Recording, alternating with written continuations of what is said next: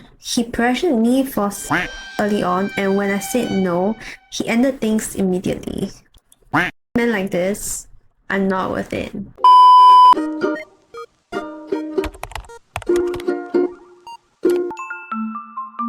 What's up you guys, this is Cherry, welcome to my channel. Today we will be reacting to some of the hottest Reddit threads and see how crazy they can get. Let's go!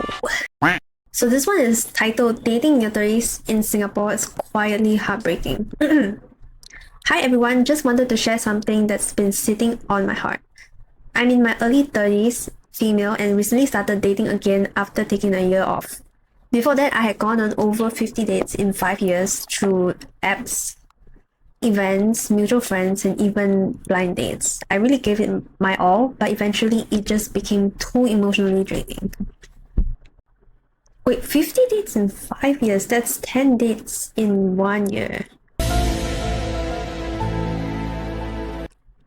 That's a lot. Where do people even get so much energy to go out, meet new people 10 times in 1 year? Just going on 2 in 1 year is enough to give me I just want to crash out, especially if they are not even worth your time. I had 2 short-lived relationships. One ended because our values didn't align. The other left a deeper scar. He pressured me for early on, and when I said no, he ended things immediately. Men like this are not worth it. It's good that he ended things immediately because I know there are other men out there who will keep trying until they manage to pressure you into giving them what they want. That experience shook my confidence and made me withdraw from dating for quite a while. Now that I'm dating again in my 30s, things feel quite different. For one, the pool of available men does seem to have naturally gotten smaller. Okay, you know what? I agree with this because as women get older, right? The good men are all taken.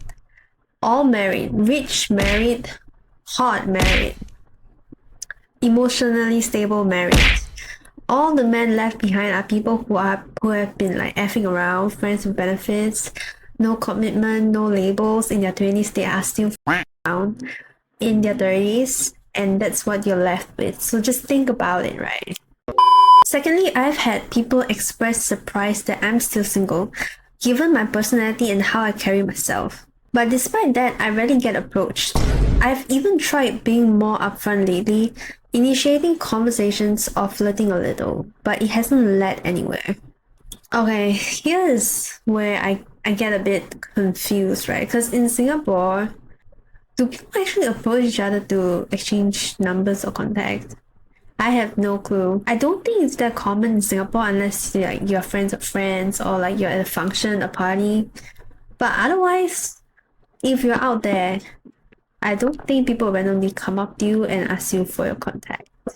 But that's just me. That's just what I think. And for those who do show interest, many seem emotionally unavailable or are only looking for something casual, which can even be more disheartening. You know what I think? I think dating nowadays, if they're single, you have to ask if they're single because they're friends with benefit, if they're single because they're situationship, single because they are they just broke up and they're lonely and they want to get with you, there's a rebound. I feel like nowadays the single people all have problems. There's rarely people who are single because of choice or single happy. Usually people who are single are they just have their own problems, right? So you really have to dig down to find out why they really are single. Out of curiosity, I asked my family what they thought.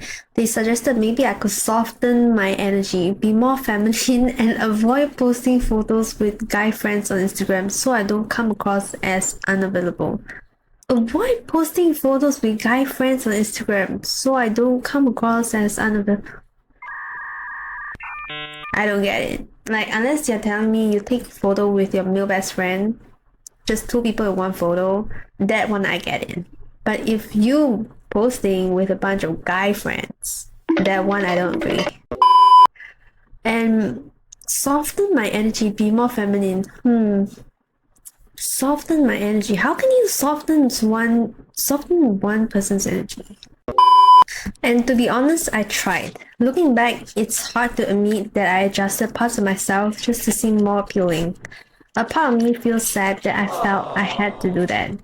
Dude, this is really so sad. I feel like changing yourself to fit someone's standards never work out, because the real people should like you first for your personality, for your looks, and then you guys see whether you are compatible, not the other way around. You're not supposed to go in to feel and then immediately be like, you know what, I want you to change this, be more feminine, wear more dresses, because that's what I like.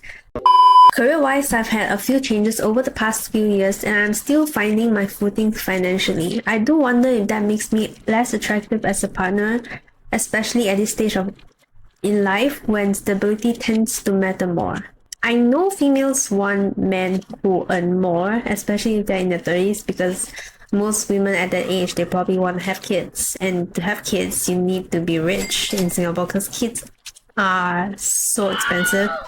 But for male-wise, honestly, I think what they're looking out for is whether you can cook, whether you can take care of them, not really more about how much you can bring to the table. Yeah, I don't think the emphasis is that much unless you're dating a 50-50 man, then I don't know. The part that weighs on me the most is that I want a child someday. The biological clock is very real. I've looked into freezing my eggs, but given my financial situation, it's just not something I can afford right now. It just feels like I'm running out of time without the stability or resources to plan anything. How much does it cost to freeze? How much to freeze eggs in Singapore? 10,000 to 15,000 per cycle. Phew! My god. Honestly, at this point, the only eggs I can afford is the chicken eggs in the supermarket. Cause who even has money for freezing eggs? Holy shit. There are moments I wonder if I'm too late, or too much, or just not enough. But deep down, I still hope someone will see me for who I truly am and choose to stay. Aww. How has dating in the 30s been like for you? Do you feel lonelier or harder than before? I didn't. Thank you so much everyone for sharing your thoughts and personal stories. It really means a lot and made me feel a little less alone. A few of you mentioned it might be the physical attraction bin. For context, I'm around 165 and 50 kg. Oh, that's the same as me. And I usually wear makeup when I head out. I wouldn't call myself pretty, but I've gotten quite a few comments from both guy and girl that I seem to have a certain aura, like confidence or presence, that makes people curious. So I guess that's why people often wonder why I'm single. Confident aura equals to taken? I'm confused. I feel like people who are taken, especially if they're in like healthy relationship, they will have this like radiance on their face that shows that they have someone giving and bouncing that happy energy. And I feel like people who are single for a long time and don't like being single for a long time, I feel like they will get bitter over time because you don't have that much love to give. So like very small things might take you off. As for the 50 dates, if I may be honest, I turned down most of them. Meanwhile, I was lucky that quite a few people were interested in me and I'm very grateful for that. But the ones I liked didn't feel this. This is the plight of someone. Basically, the hot people like the hotter people kind of syndrome. And because you are picky, I mean, nothing wrong with being picky because, I mean, why would you want to settle, right? You want someone who fits the bill, who you think is attractive. But let's be real. If you do that in your 20s, high chance you might find someone because everyone's young, everyone's not married yet. But doing that in your 30s is like, you're playing with fire. Like, what's the odds? What's the chances someone in your 30s will want like a 30-year-old woman instead of someone younger, like a 20-plus-year-old girl? Editing this the next morning with a clearer head, and I don't really think it's about looks anymore. Maybe it's just me. This is quite similar to what some of you mentioned. My family's specific comments were that I'm too independent, that I should speak less, speak less, think less, and be more of a 小女人. I do not like that. I think they're just trying to be generic and be like, you know, women shouldn't be so dominant, women should be quiet, women shouldn't speak so much, they should just focus on cooking, focus on more nurturing roles rather than management roles. Like the men who don't like women like that, they have some 心理不平衡, you know what I mean? Like they have some inferiority complex or something. Okay, next Reddit story is how cheap is your date? Surprise, surprise, my dating luck continues. So I was chatting with this guy. He's in his early 30s like me, and he asked me out. I suggested mala at a food court because we both really liked it. Wait. Wait a minute. Wait, their first date is mala at a food court. I mean, I'm not judging, but that is a bit. Day of the date, we ordered to share and I paid for it. Then he went to buy drinks and I asked for tipping. Thought everything was fine, but after dinner he said he'd like to meet again and reminded me to pay him back for the tipping. Oh my god! What is that? How much does the tipping actually cost? I mean, I don't think it's more than $2, right? I was like, what? A grown-ass man can't afford tipping? I didn't intend to split the mala, but since he was being stingy, I told him to deduct it from the mala bill and pay me his portion. Dude flipped out, said I'm calculative and accused me of only doing it because I didn't want to pay for the tipping. I didn't want to continue the conversation, so I told him not to contact me again. Of course, he hasn't transferred his portion. Is this all a fever dream? Is my market value less than the tipping? Is it time I give up dating? Oh, it's so funny. I feel like this is a good gag story to like just look back and be like, hey, you know what? I had this craziest encounter where this man wanted to split tipping bill. Don't quote me, but if a man straight up asks you for 50-50 on the first date, that is just like if you're asking 50-50 because you know 100% the girl doesn't like you, okay, somewhat understand. But it's always nice to pay on the first date as a guy. Not even like you have to pay every time you go on a date. I'm just only for the first date. Please pay for the date. And if you are not really that rich, that's fine. Go for somewhere more budget like Saizeriya, that's fine too. I don't know why he's smoking, but that man, I think he needs to date himself because that's the only thing he can afford. Next one. Female 26, feeling strangely lonely in Singapore even though I'm not actually alone. I've been living in Singapore for about 2 years now. I moved here from the UK and I've really tried to put myself out there through work, activities, events, and mutual friends. I do have friends and I'm grateful for the small group of close ones I have, mostly from the UK expats or international Singaporeans. The loneliness still comes and goes though. The end of the year is always a little heavier for me because it's when my childhood best friend passed away. So I know that colors how I feel. The way you know it's not Singaporean because no one says colors how I feel. This isn't about wanting a partner or romantic loneliness. It's more about wanting real connection. Wanting to feel understood and at home with people.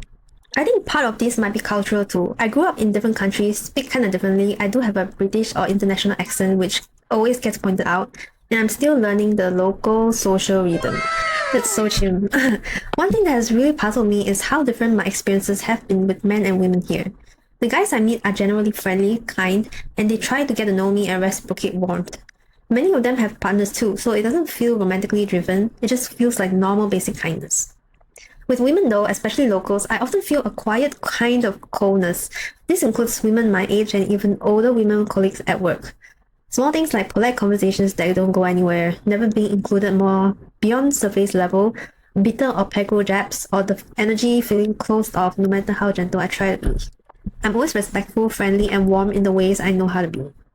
For a bit of context about me, I do come from a comfortable background and I'm very much a girly girl. I love pink, sunreal, cute things, beauty, dressing up nicely. I carry myself in a soft feminine way and I enjoy looking put together, but I don't feel like I'm flashy or intimidating. I'm generally gentle and warm in how I show up with people. Growing up, most of my closest friends are women. I've never really been someone who gravitates towards close relationships with men unless they were childhood friends or a partner. So this has been really disorientating and honestly a little painful to experience here. I don't think it's jealousy or competition. I honestly don't know what it is. Sometimes I wonder if I'm unknowingly doing something wrong. Sometimes I wonder if the cultural gap is just wider than I expected. Other times I wonder if I should stop trying so hard to blend into local circles and simply accept that my closer connections may always be in expat or international spaces. I'm not posting for sympathy, I get that this is life. I just wanted to share honestly and see if anyone else, especially women my age, or those who work closely with older women colleagues have felt this too. I really love to hear your experiences or thoughts though. Thank you! I don't think Singaporean girls or Singaporeans in general are xenophobic, but I feel like we're not as friendly as compared to the Angmos because Angmos, they're kind, they're friendly, most of them anyway. I can't speak for the Europeans, but from the ones I see online, the Americans, I think they're mostly friendly. They'll ask for your number, they will just chat you up in the train. But in Singapore, we don't do that because people here are helpful, but they're not friendly. Like if you ask for directions, they will help you. But if you straight up just go up to them and start a conversation, they might think you're weird. I think we just don't really like strangers approaching, like very introverted mindset. I think there are some people who prefer cliques, like basically people who they already know, who they got used to over the years, and that's why she might think that they are bitter or they don't include her or whatever. It's common. Singaporeans aren't the friendliest in the world. Are you Caucasian or Asian British? If you're Asian British, you shouldn't have much issue to get into acquaintance with local friends. Most local friends stick throughout. It's either from their school days, army, or whatever. Get yourself opened up from your past. If you're expecting to find the same type of culture and friendship you had before, it will get you nowhere. If you open up and adapt to the local culture, cafe hopping, hawker food finding, traveling, it should be easy. Try going for a hobby group. Try to find friends in the same hobby. Okay, if you... I don't know, I feel like food is the easiest way to make friends. Because people will travel for good food, people will look up good food, and people will bond over good food because it's an essential thing. And you know, if you guys like the same type of food, especially if you like mala or something hot, then most people here eat spicy things. So just tip. The right ones will stick around. The ones who will make effort to talk to you, who will find, you know, things in common, you vibe well, they will stick around. So, yep, never give up. I think that's all for the video today. I hope you guys like this video and whatever I'm talking about. I hope it makes sense because I spent a long time editing this video and I had to make so many cuts because I don't know if I'm spouting nonsense or if they make sense. But let me know what you guys think, or if you want more videos like this. Comment, subscribe, and I'll see you guys in the next one. Bye guys.